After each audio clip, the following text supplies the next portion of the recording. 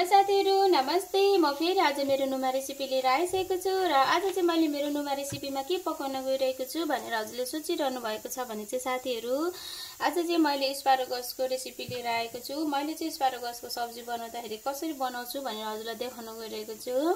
ल हेर्नुस् साथीहरु, अब सुरु गरौँ है त। सबैभन्दा पहिले चाहिँ मैले यहाँ फ्राई प्यान गरम गरिसकेको छु। अब चाहिँ मैले यसमा तेल राख्न गइरहेको छु र त्यसपछि साथीहरु यो तेल गरम भइसकेपछि चाहिँ मैले यसमा थोरै धनियाको दाना फुराउँछु र त्यसपछि साथसाथमा मैले सुकेको खोर्सानी पनि एउटा फुराएँ र त्यसपछि साथीहरु मैले यसमा थोरै जिरा पनि फुराएँ र अब मैले साथसाथमा यसमा प्याज पनि राख्न गइरहेको छु।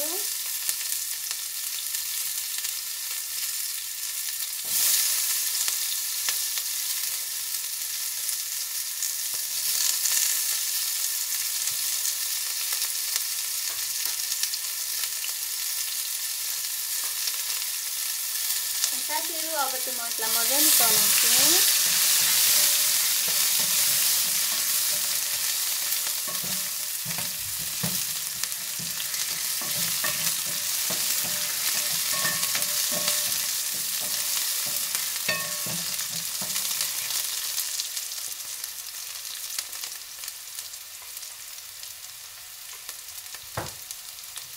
साथीहरु त्यसपछि चाहिँ मैले अब यसमा स्पारोगस पनि राख्न गइरहेको छु। मैले चाहिँ स्पारोगसलाई अघि नै मजाले धोएर यसरी पिस काटेर साना साना पारेर काटेर राखिसकेको थिएँ। अब चाहिँ मैले यसलाई यसरी मजाले मिक्स गर्छु।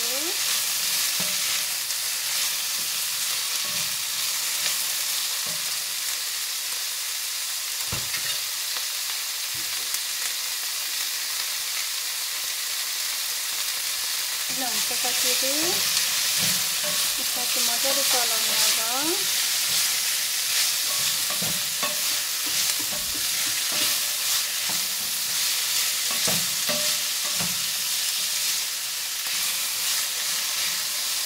र साथीहरु अब मैले यसमा नुन र बेसार पनि राख्न गइरहेको छु।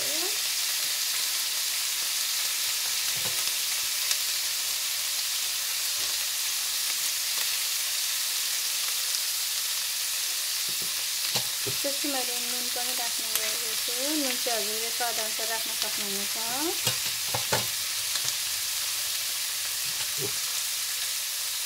साथसाथमा मैले यसमा थोरै धनिया पाउडर पनि राख्दैछु र थोरै जिरा पाउडर पनि। अब चाहिँ साथीहरु यसलाई मजाले मिक्स गर्नुपर्छ, यसरी चलाउनुपर्छ। साथीहरु अब मैले यसलाई मजाले चलाइसकेको छु। अब चाहिँ मैले यसरी नै यसलाई केही बेरसम्म भुट्छु।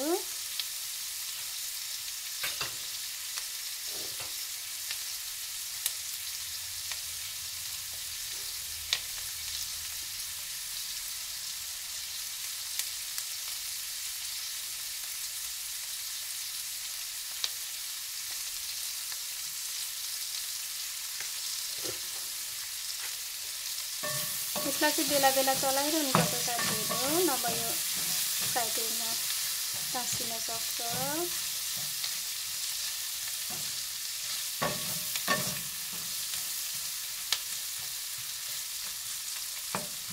म चाहिँ यसलाई नछोपी नै पकाउँछु साथीहरु यसरी।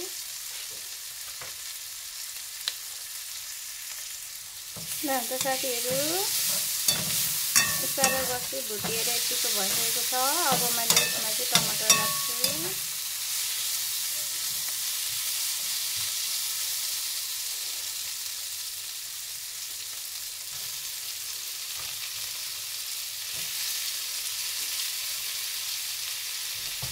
साथीहरु अब मैले यसमा थोरै लसुनको पेस्ट पनि राख्छु र अब चाहिँ मैले यसलाई मजाले मिक्स गर्छु यसरी।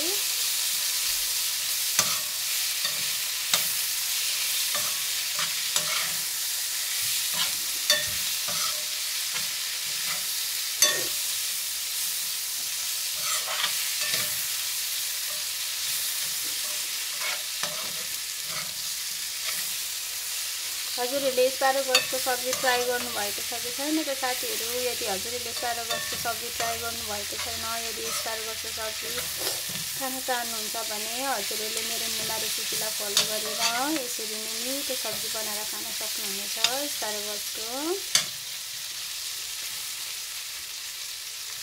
यो चाहिँ हेल्थको लागि पनि एकदमै हेल्दी सब्जी हो। यसको चाहिँ हजुरहरूले सुप पनि बनाएर खान सक्नुहुनेछ।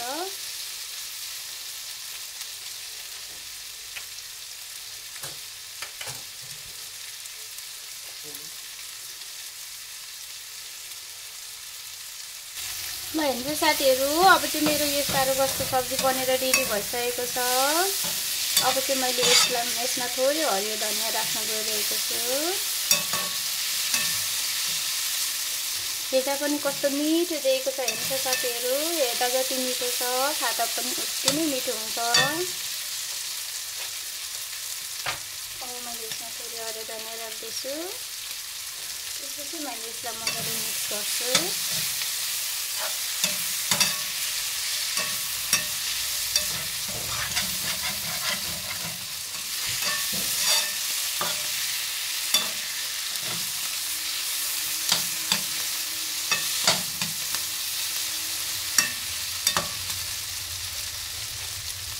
हुन्छ साथीहरू, अब चाहिँ मेरो एस्पारागसको सब्जी पाकेर रेडी भइसकेको छ। मैले हजुरलाई नजिकबाट पनि देखाउन सक्छु। हेर्नुहोस् त, वाउ, हेर्दा पनि कस्तो मिठो देखेको छ।